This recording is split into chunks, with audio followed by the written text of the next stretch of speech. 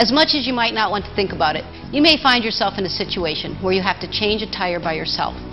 The good news is your owner's manual has very easy to follow instructions. Long before you might have to tackle this job, make sure you know where to find the spare tire, the wheel wrench, also called the tie iron, and the jack. If you experience a flat, pull off the road into an area that is safe, hard, and as level as possible.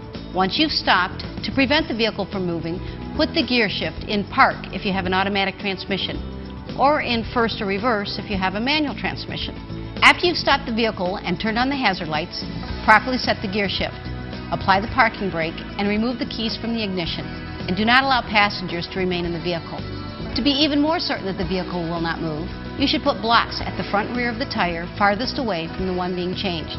That would be the tire on the other side at the opposite end of the vehicle. Now grab your floor mat to use as a kneeling pad. Since you will already have done a run-through of this, you know exactly where to find everything. Before you lift the car with the jack, while the weight of the vehicle is still on the tire, loosen the lug nuts. This keeps the wheel from turning as you force the lug nuts loose. Depending on the style of your vehicle, you may have to remove a wheel cover first. Turning the lug nuts left loosens them. Turning them right tightens them. So just remember, left is loose, right is tight.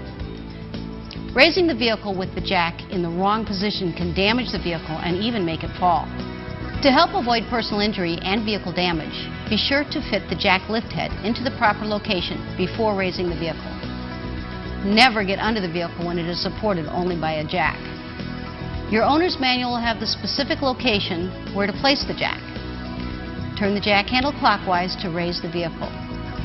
Raise it far enough off the ground for the spare tire to fit underneath the wheel well. Remove all wheel nuts and take off the flat tire. Remove any rust or dirt from the wheel bolts, mounting surface, and spare tire.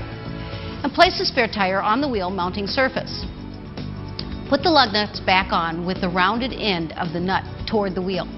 Remember, right is tight, so turn them towards the right. Tighten them just enough to make sure they're snug. If you try to tighten them more, the wheel will spin. When the nuts are on the lugs securely, slowly lower the jack. Once the vehicle's full weight is on the spare, tighten the lug nuts, following a crisscross pattern until all the nuts are fully secured.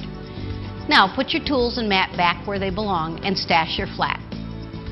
Follow the instructions in your owner's manual for proper storage of your tools and flat tire.